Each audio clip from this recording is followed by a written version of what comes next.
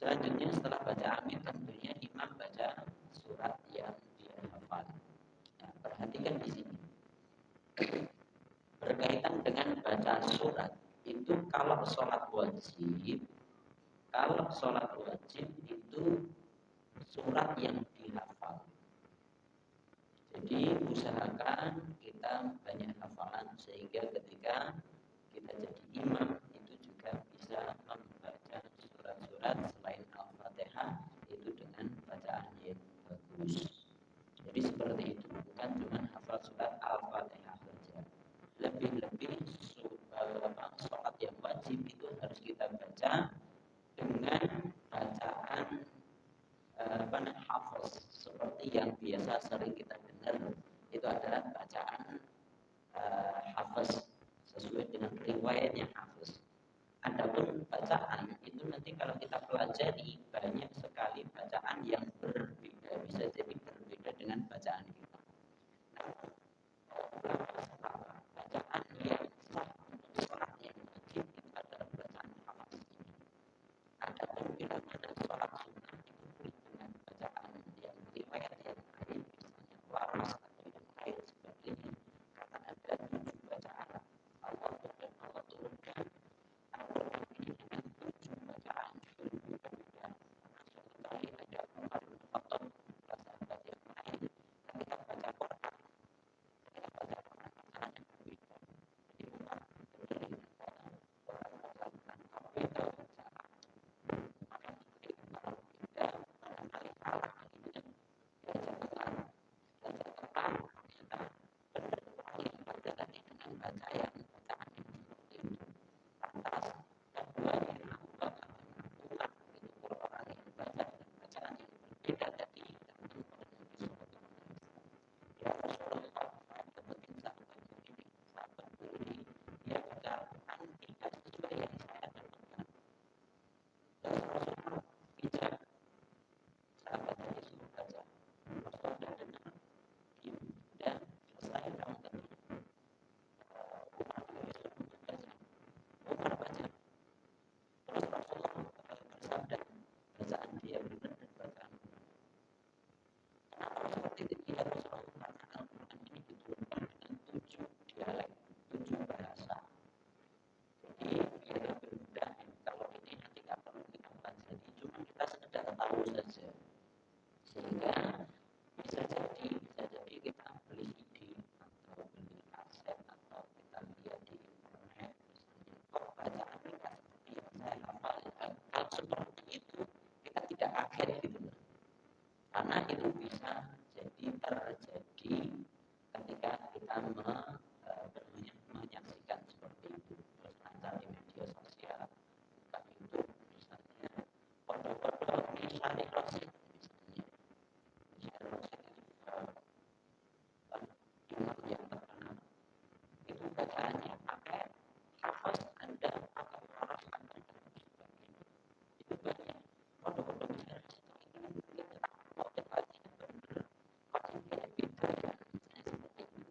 Ini bisa jadi terjadi karena kembali lagi bacaan Al-Quran itu berbeda-beda, tapi yang khusus untuk sholat harus bacaan sesuai dengan hafaz riwayatnya hafaz An-Nasir dari Asim dari Nabi Sallallahu Alaihi Wasallam.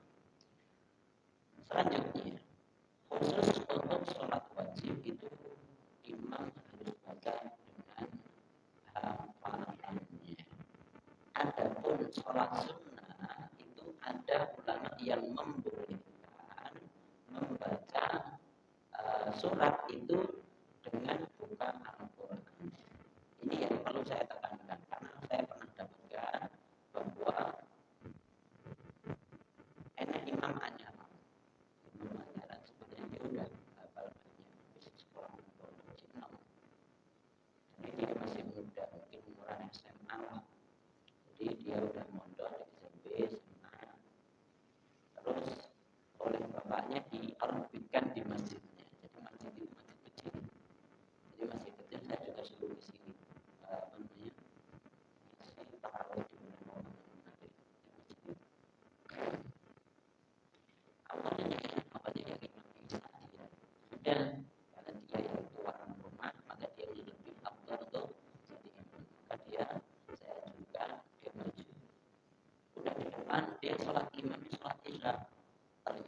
depannya ada mushaf besar, ada standnya gini, dibuka, dia baca.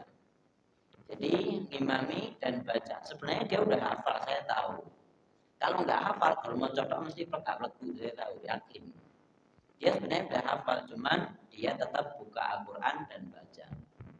Dan itu saya waktu itu ya nggak bisa bilang apa-apa karena sholat masa tak tegur kan salah kan. Ya udah biar berjalan. Dan hal yang seperti ini harapannya tidak terjadi lagi. Harapannya tidak terjadi. Kalau sholat wajib itu dengan hafalan kita. Kita udah hafal, kita harus pede hafalan kita apa. Jadi seperti itu. Ya, kecuali kalau itu sholat sunnah terserah. Jadi kalau sholat sunnah, ulama membolehkan. Misalnya sholat taraweh tak moco boleh. Jadi seperti itu. Nah, emang saya pernah dapetin. Ketika saya jadi makmum di Riyadh, ibu kota Saudi Arabia, masjidnya adalah masjid Khalid, namanya masjid Khalid karena imamnya itu namanya Khalid Al-Jalil. Khalid Al-Jalil itu kalau di Indonesia mungkin gini. Jadi kalau di Saudi itu kan juga ada musabaqah tilawatil Quran gitu kan. Jenenge piye pokoke ngono kuwi enek. Jadi ada musabaqah seperti itu. Lah ini Khalid ini juga menjadi juri. Jadi pernah jadi juri seperti itu. Jadi dia memang juga ulama hebat, dia hafal Quran dan dia punya masjid, dia jadi imamnya. Ketika saya sholat di sana, kalau sholat di sana itu sholat tarawihnya sehari 1 juz. Jadi semalam itu 1 juz. Jadi saya senang. Dan kalau saya di bulan Ramadan, kalau di Saudi kerjanya kan banyaknya diganti malam gitu kan, habis maghrib baru buka, nah, itu nunggu isya, setelah isya langsung kerja sampai malam jam 1 jam 2 gitu. Kalau saya nggak mau, saya jaluk siang, saya minta siang. Kalau siang kerjanya nggak lama, kalau siang kerjanya paling 2 jam. Kan mereka juga tahu ini bulan Ramadan, maka kerjanya pun juga tidak berat. Tapi siang hari memang panas. Kenapa kalau saya pilih siang? Karena malam saya bisa tarawih di sana. Ya, saya tarawih. Tiap malam saya dapetin. Jadi pengalaman, kalau bacaan imam itu santai, tartil, bacaannya santai, itu pasti pakai hafalannya. Karena saya pernah kok bacaan imam coba diam aja. Jadi bacaannya cepet gitu loh. Ya seperti biasa. Terus saya lirik waktu itu karena saya jadi makmum yang paling depan sehingga saya bisa lihat imamnya moco apa. Ternyata dia bawa Al-Quran kecil. Dia bawa Al-Quran kecil karena itu sholat tarawih, maka boleh. Dan itu terjadi. Bacanya lebih cepat, ya baca tartil, ya bacaan tajwidnya bagus, cuman dia lebih cepat dari biasanya. Nah, sehingga setelah itu saya mesti ngetain ini, moconya santai, apalan mesti. Nah, kalau bacaannya cepat, dia mesti baca. Nah, jadi seperti itu. Dan itu diperbolehkan kalau itu sholat sunnah syaratnya. Kalau sholat wajib tidak boleh. Nah, begitu pula bacaan tadi, bacaannya pakai hafaz itu bacaan yang harus dilakukan ketika sholat wajib. Kalau sholat sunnah itu juga boleh dengan bacaan-bacaan yang lain. Jadi misalnya Imam Misyari Rosid mengimami sholat dengan bacaan selain hafaz pakai waros misalnya, itu boleh. Itu syaratnya kalau itu sholatnya sunnah. Dan syarat kedua kalau dimulai dengan waros itu harus waros terus. Harus konsisten. Jadi rakaat pertama pakai hafaz, rakaat kedua pakai waros, nah bukan seperti itu caranya. Jadi tetap harus konsisten dari awal sholat atau awal dari takbiratul ihram sampai salam. Misalnya 2 rakaat ya pertama dan kedua sama bacaannya. Nanti kedua mau ganti terserah. Jadi seperti itu. Ini pelajaran buat kita supaya apa? Supaya kita kalau dapetin seperti itu kita tidak kaget. Selanjutnya, Ya, kalau kita udah baca apa namanya, baca surat, yang perlu saya tambahkan di sini adalah berkaitan dengan bacaan surat. Sholat yang paling pendek bacaannya itu adalah sholat maghrib. Kenapa? Karena waktunya yang paling pendek. Karena itu waktunya paling pendek. Maghrib itu dimulai kapan? Matahari terbenam. Setelah itu mulai azan. Dan itu masih terang. Matahari terlihat di depannya dan tidak kelihatan sama sekali.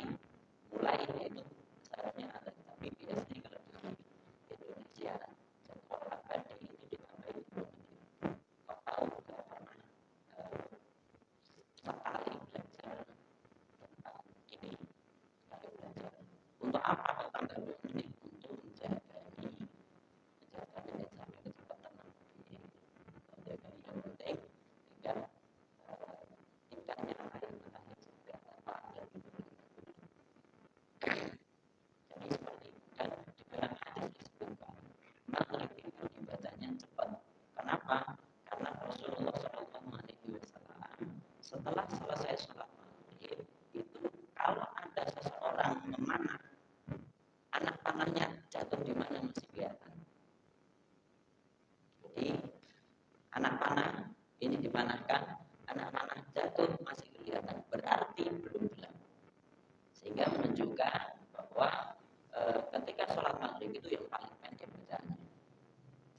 Dan paling pendek itu apa namanya?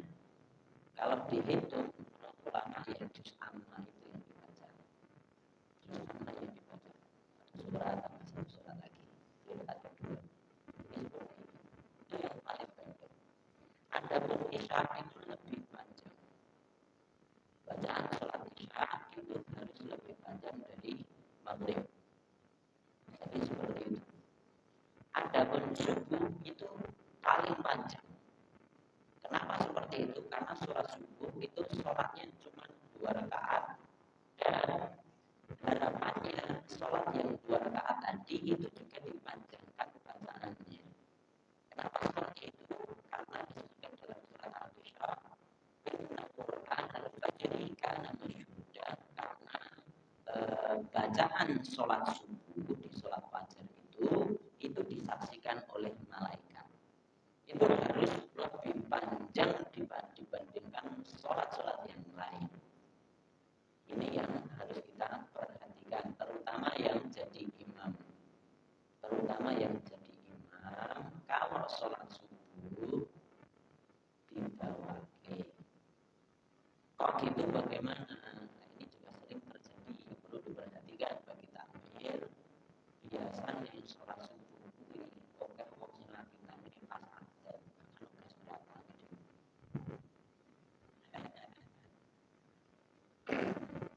Jadi saya ulangi, kalau sholat subuh antara adzan dan iqamah itu dihitung ke sithik. Timbul konjagane sing lagi tangi pas adzan. Meskipun sing muslim benar itu adalah bangun sebelum adzan subuh. Ini harus diperhatikan. Muslim benar usahakan bangun sebelum subuh. Kenapa? Sebelum adzan subuh kita harus sholat malam. Itu sholat yang paling afdal dari sholat-sholat sunnah semuanya. Paling afdal setelah yang fardu itu adalah sholat malam. Kenapa gitu? Karena Allah turun, Allah mengijabahi semua doa. Allah mengampuni orang yang minta ampun. Allah kasih taubat untuk orang yang minta taubat di sepertiga malam terakhir. Dan ayat-ayat yang menguatkan ini banyak sekali. Wabil ashari hum yastaghfirun, misalnya di waktu sahur mereka beristighfar. Nah, kita juga minimal istighfar, orang sholat malam istighfar, ya astagfirullah sak menit kas adzan, kaki tangi adzan, bagus gitu. Jadi gitu, minimal kita sebagai seorang muslim sebelum adzan subuh kita minimal istighfar. Lebih bagus witir siji, telu. Lebih bagus lagi tambah sholat malamnya, tahajudnya. Jadi seperti itu. Ya, kembali lagi bagi imam. Saya ingatkan kalau bagi takmir itu ditambah. Waktunya biasanya berapa menit di sini? antara adzan dan iqamah 15 menit ya, misalnya seperti itu. Nah, kalau di Baitur Rahmah tambah 5 menit 20 menit ya. Jadi seperti itu 20 menit. Kenapa kok ditambah 5 menit lagi? Untuk tadi persiapan wong yang lagi tangi itu ya mungkin langsung butuh untuk langsung tekan masjid, jadi ora mungkin persiapan itu durungnya BBC, durungnya antrine, durungnya atus barang itu udah bisa saya misalnya seperti itu. Belum lagi ke belakang, belum lagi sing rada malese pomne sing rada tuwa tangi langsung ngadeg kudune ra kuat itu keluyuran. Nah, itu ini kita harus jaga yang seperti itu. Kita harus tahu jamaah itu seperti apa. Sehingga tadi yang pertama antara adzan dan iqamah dipanjangkan dikit, ditambah dikit. Yang kedua bacaannya diperpanjang. Jadi sholat golong rakaat, sholat sisa sekarang tahiyat kan masjid misalnya. Karena sholatnya cepat banget ya kan. Dulu imam ya sholat ngantuk, pak, waduh. Bukan seperti itu caranya. Ya, seperti kenapa saya harus sampaikan maghrib paling pendek, isya lebih panjang, subuh paling panjang, karena disebutkan di dalam hadis Rasulullah itu memanjangkan sholat subuhnya. Sampai seperti apa? Sampai ketika mulai sholat subuh, wong-wong durung kenal jamaah jejer iki sapa.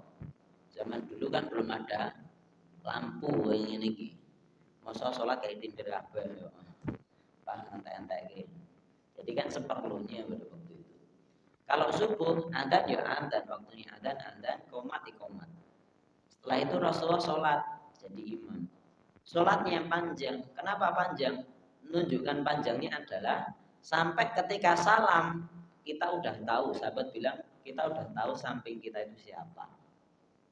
Coba kira-kira mati lampu baru subuh kita salam, kita ngerti lah samping kita. Kita itu dulu kita karena saking cepatnya sholat subuh kita, pomneh kelurut tok. Nah, jadi menitilah. Kalau bisa sholat subuh itu juga tidak kalah lama dibandingkan sholat isya. Makanya sholat subuh diperpanjang bacaannya. Karena selain itu tadi seperti yang disebutkan dalam surat Al-Isra, sholat subuh bacaannya itu disaksikan oleh para malaikat. Kita jadi makmum ya benar, ada melu jamaah menurut. Selain itu sing telat mau misalnya adzan lagi tangi persiapan lagi wudu qomat misalnya. Nah itu dari rumah berangkat ke masjid itu masih itu jamaah lagi belum kita harus jaga ini seperti itu. Sampai di sini ada yang bertanyakan berkaitan dengan sholat ini bacaan. Silakan.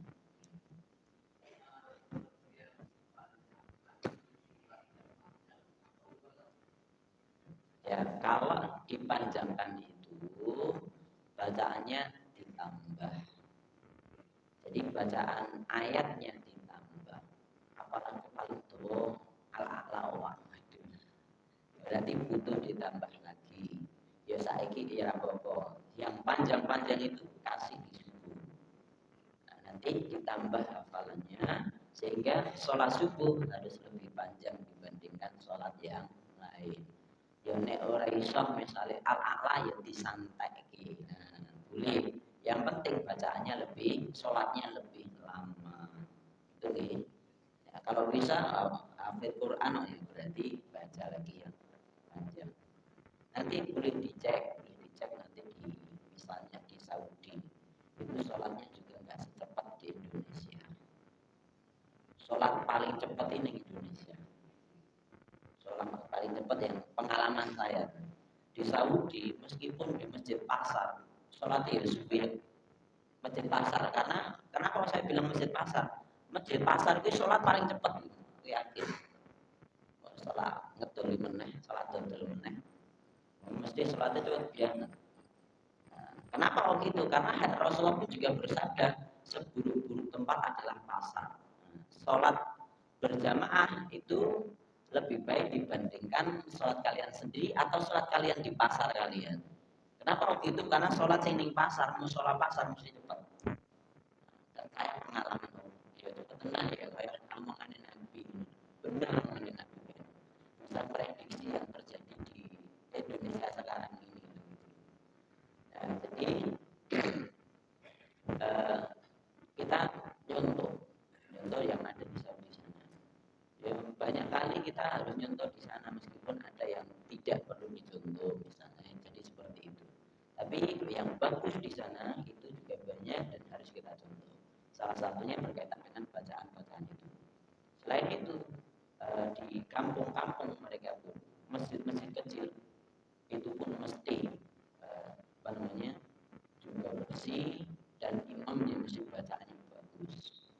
Banyak dari mereka yang imamnya terima kasih ya.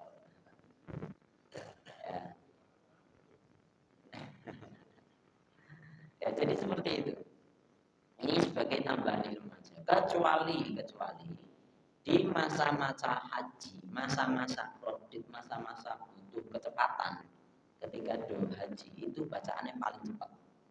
Kenapa saya bilang gitu? Karena saya pengalaman di sana. Ini di luar musim haji bacaannya mesti lebih panjang. Pasti. Kenapa? Karena di musim haji itu kredit pertama. Selain itu juga nggak cuma orangnya, acaranya pun juga banyak. Jadi banyak orang yang banyak kebutuhan. Aku butuh ini dan ngurusi banyak orang. Nah itu. Karena seperti itu maka bacaannya paling cepat. Kenapa saya bilang paling cepat? Karena saya pernah dapetin bacaan surat Al-Bayyinah.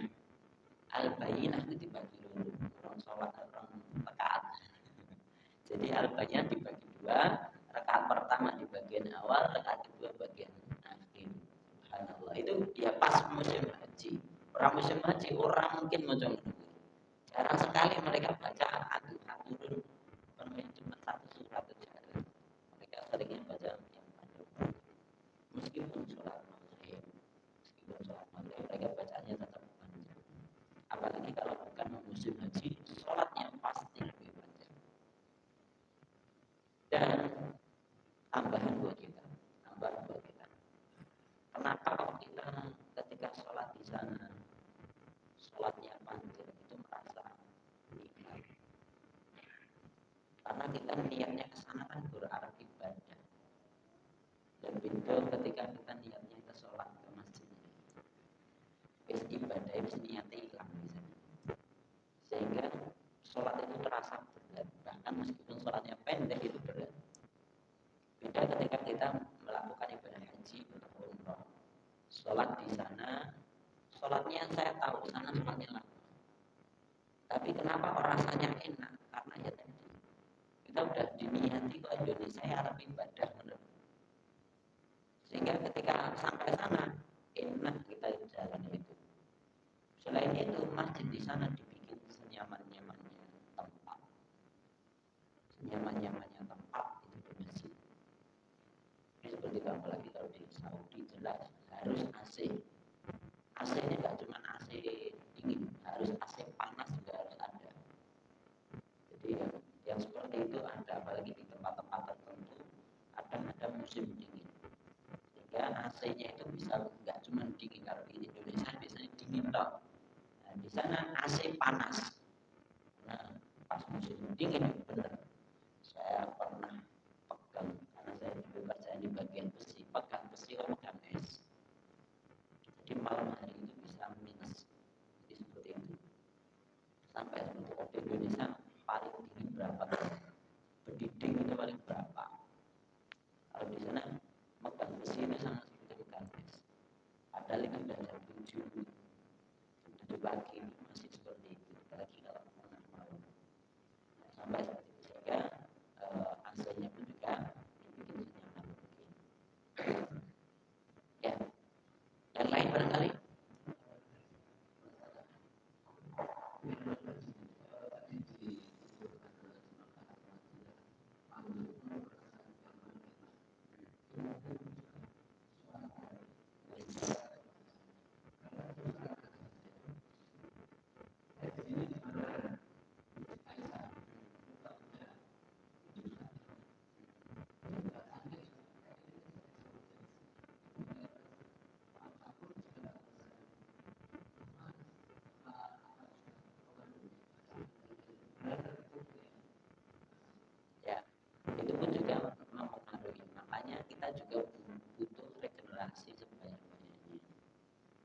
Jadi sing tuwa tur bacaan gak lebih baik, legowo. Harus legowo, serahkan pada yang muda. Tidak harus saya, jadi saya kan paling seminggu sekali ke sini. Meskipun tekan ini suaranya lagi. Saya tahu suara saya gak bagus, apa benar? Pas bagus saja belum tentu didengar enak, apalagi pas gak bagus ini. Jadi kita harus legowo. Selain itu didik anak kita supaya mereka jadi hafal Quran. Setelah jadi hafal Quran, usahakan ditempatkan di tempat yang tepat buat dia. Jadi misalnya anaknya sudah jadi imam, wis legowo, rambutmu putih ora apa-apa, wis jadi makmum. Paling enak jadi makmum. Bahkan saya senang jadi makmum daripada jadi imam. Kenapa harus seperti itu? Jadi makmum paling enak. Kenapa? Karena kalau jadi makmum, sholatmu mesti sah, dapat pahala 100%. Jadi imam susah. Jadi imam itu harus nanggung makmumnya seperti apa. Bahkan juga pernah saya sampaikan di Baitur Rahmah sebagainya. Imam itu kan kadang salah bacanya kan. Kenapa salah seperti itu? Itu ada hadisnya Pak. Ada hadisnya. Kenapa kok imam bacaan salah? Itu kesalahan. Oh iya, kemarin di sini kesalahannya karena makmumnya ada yang ngikutin bacaannya. Itu pertama. Kedua karena bentuknya makmum kurang tepat. Itu nanti mempengaruhi berjalannya sholat jamaah di situ. Jadi makanya imam itu memang harus pintar juga, selain jadi imam dia juga harus bisa berdakwah menyampaikan. Nah, jadi ini hal yang harus diperhatikan. Ya. Bagusan sistem juga harus ini penting juga. Bagus yang dilakukan oleh Pak Menteri. Sound system di masjid-masjid diperbagi. Itu orang-orang syariah kita harus baik. Dan di sana kok kita belum pernah saya dengerin sound system begini namanya. Subhanallah. Indonesia apa saking itu kakek di Indonesia ya. Padahal saya di sana juga lama. Saya di sana 2 tahun ya. Saya nggak pernah dapetin begini, nggak pernah. Subhanallah. Ya kualitas. Selain itu kemungkinan yang lain karena masjid memang dibiayai oleh pemerintah semuanya. Kalau sana semua dibiayai pemerintah, semua operasionalnya, mesti bersih-bersih. Jadi apa namanya, sound systemnya, listriknya gratis dari pemerintah. Sini juga,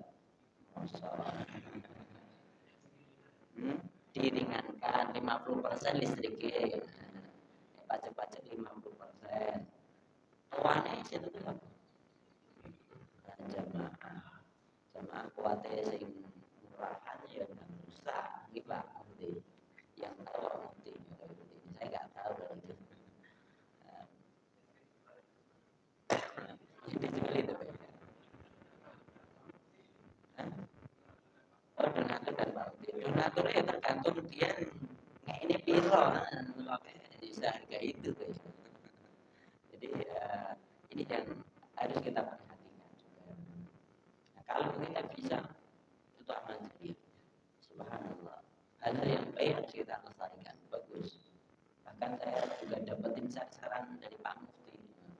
Sound system yang dibaik, rusak, bilang nomor ini. Saya dapat saran dari orang jauh. Nah, subhanallah. Dari orang jauh saya seseluruh raya ada yang kirim. Subhanallah. Berarti ini sudah tersebar. Bagus seperti itu. Nah. Oke, silakan.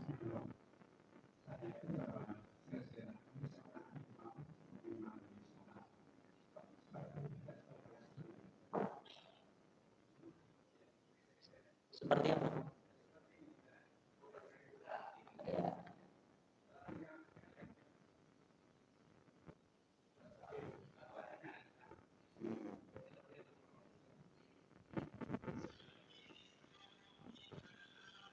Ya, itu waras namanya. Itu waras.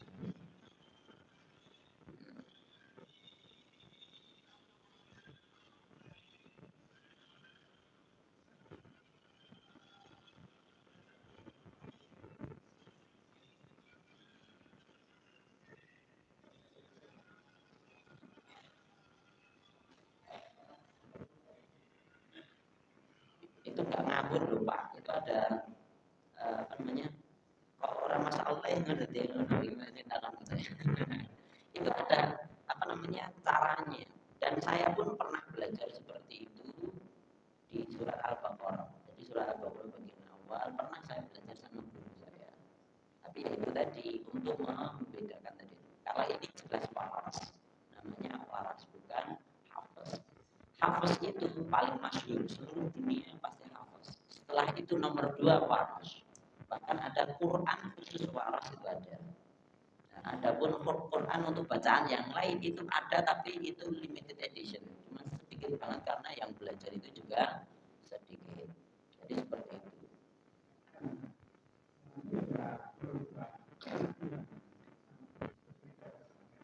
Ya, ya, yang perlu diperhatikan tes. Jadi yang perlu diperhatikan bacaan yang seperti itu ada caranya. Pertama itu. Kedua itu tidak merubah arti karena bacaannya sudah ada pakemnya. Jadi untuk memudahkan gini, untuk memudahkan, yang mudah basa Indonesia nih wong Jawa karo Indonesia nih Bali beda. Indonesia nih Jakarta beda. Podo-podo ngomong bahasa Indonesia. Bahasa Indonesia nih Papua itu juga logatnya berbeda. Itu kan, nah, itu lagi Indonesia. Al-Quran pun juga seperti itu. Ini untuk memudahkan biar apa namanya, kita tidak salah pikir, salah tafsir berkaitan dengan ini sehingga berubah. Tidak. Podo-podo ngomong Indonesia nih, Jawa karo Bali ya aslinya maksudnya yang menunjukkan sama. Cuman itu sesuai dengan bahasa masing-masing, logat masing-masing. Nah, begitu pula Al-Quran itu ada 7 bacaan, diturunkan atas 7 bacaan. Atas 7 bacaan. Dan ini pun sama-sama hafaz misalnya. Sama-sama hafaz itu bacaan orang India ya beda dari Indonesia. Sama-sama hafaz. Ya enak mirip tapi logat berbeda tapi tetap suara sama. Bacaan A-I-U-nya tetap sama. Jadi seperti itu. Ini podo-podo hafaznya. Itu aja berbeda. Apalagi kalau itu dibedakan dengan ilmu yang lain. Pakai cap ilmu baca Quran yang lain. Bahkan ada yang bilang enggak cuma 7 saja. Ada yang bilang sampai 10 bacaan yang berbeda. Saya cuma pernah belajar yang waras saja, itu pun tidak semua Al-Quran. Dan sekarang kembalinya aku ya iso. Saya pernah lakoni. Jadi seperti itu. Sehingga saya bisa dengar seperti itu. Saya sudah tahu itu waras. Bahkan nanti cari aja di internet bacaan waras itu pasti berbeda dengan bacaan yang biasa sering kita dengar. Jadi seperti itu. Itu tidak merubah hati. Sekali lagi tidak merubah hati. Bahkan tadi saya di awal sudah sampaikan Umar itu sampai marah gitu. Karena Umar itu kan paling galak kalau melihat orang melenceng tidak sesuai dengan pakemnya, tidak sesuai yang ilmu yang ada pada dirinya, langsung marah dia. Meskipun setelah itu kalau yang bilang Nabi itu benar, kamu benar ya baru ya menang, ngomong benar Nabi ya. Jadi ya udah setelah itu semua sesuai dengan bacaan masing-masing. Bisa dipahami. Selanjutnya lagi kan bahas puasa lagi ya.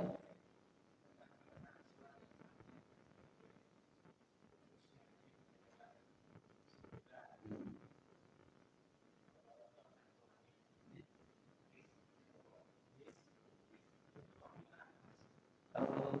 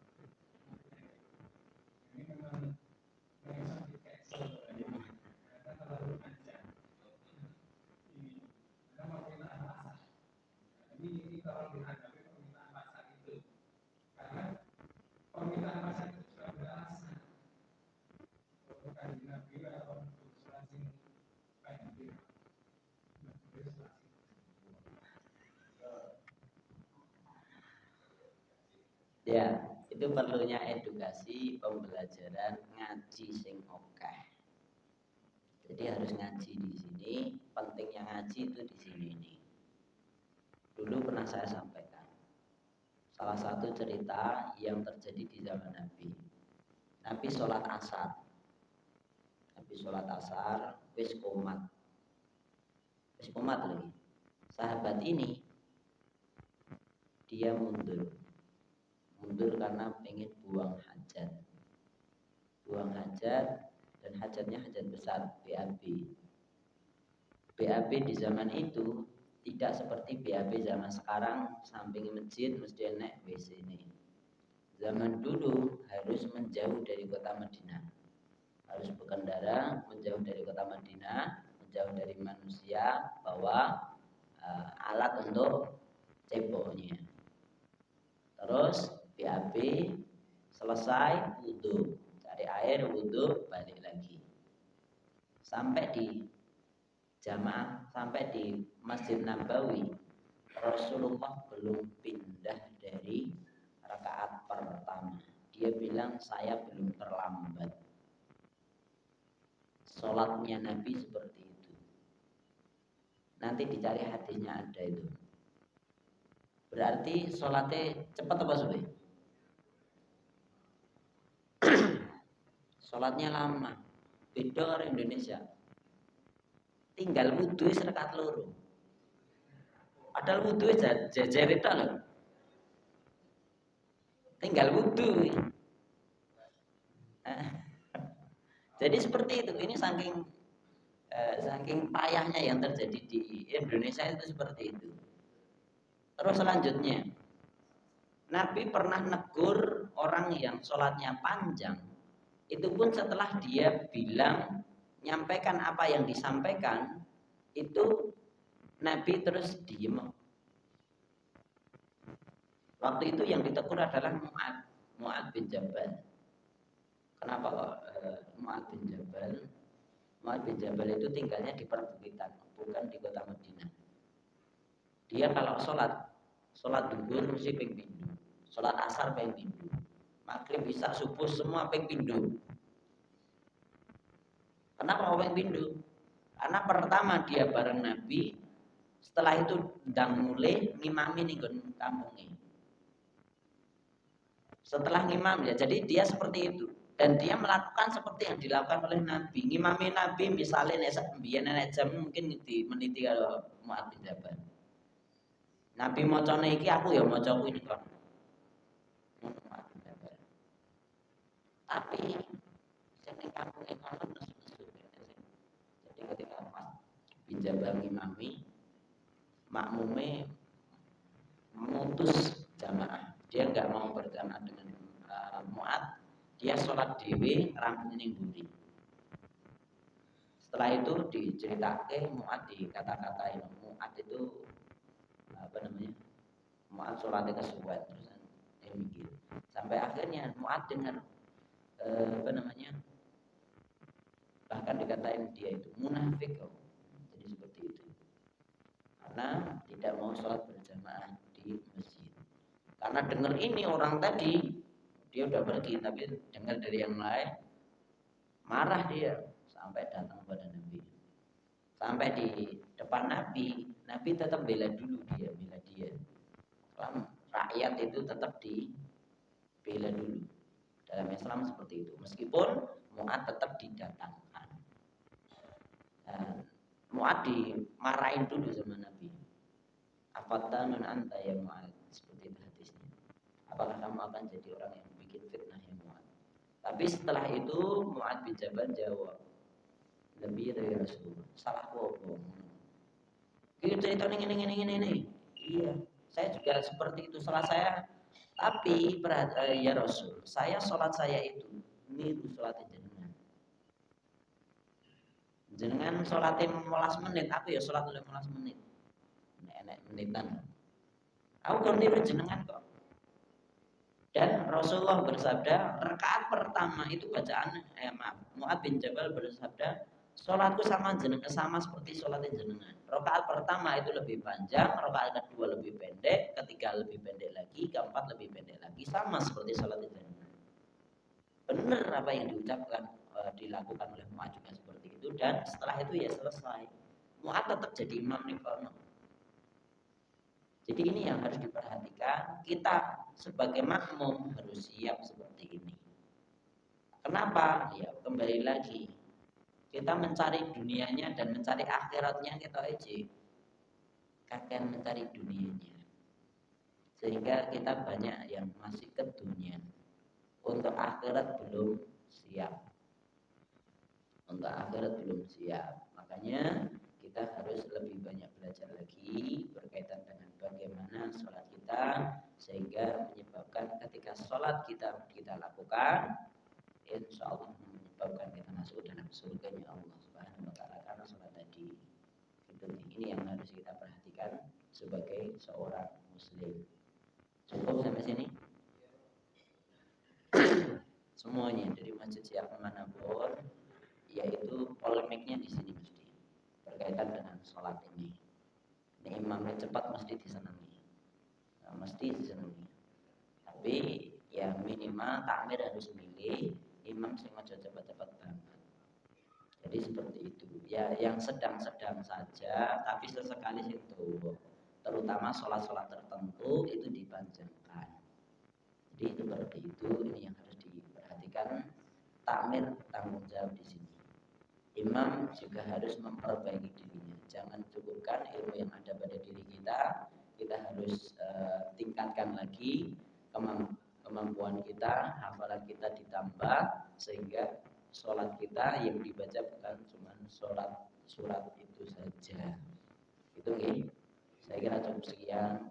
Kurang lebihnya saya mohon maaf. Wa aqulu qawli hadza wa astaghfirullah li wa lakum. Walhamdulillahirabbil alamin. Assalamualaikum warahmatullahi wabarakatuh.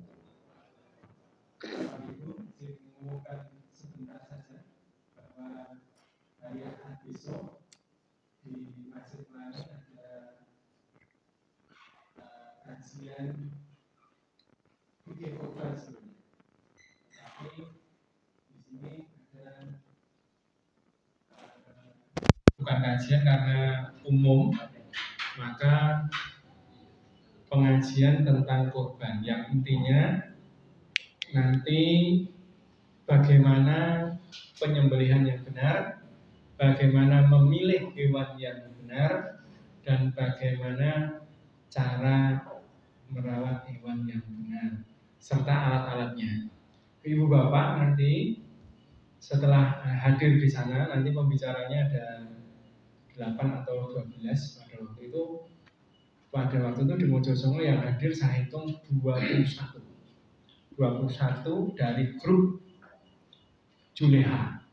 Juleha itu singkatannya adalah juru sembelih halal.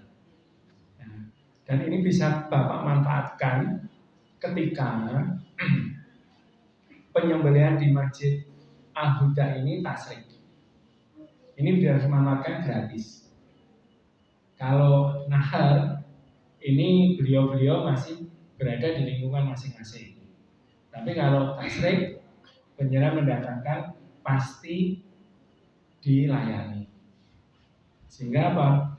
Manfaatkan pengajian besok untuk kepentingan masjid-masjid di lingkungan penjenengan. Gitu. Saya mencoba yang terbaik untuk mendatangkan yang terbaik, yaitu Juleha. Baru 2 masjid yang mendatangkan Juleha, yaitu satunya Masjid Al-Ikhwan, yang kedua Pelangi besok insya Allah.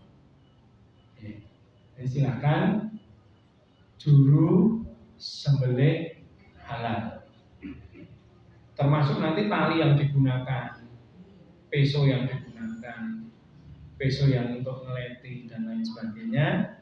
Ini nanti akan dikupas tuntas sesuai dengan apa yang sesuai dengan apa poster yang saya kirim ke UIS dan IPHI, kelompok silaturahmi. Saya tunggu kehadirannya untuk kepentingan penjenengan, bukan untuk kepentingan saya. Ngerti nggih? Matur nuwun. Assalamualaikum warahmatullahi wabarakatuh.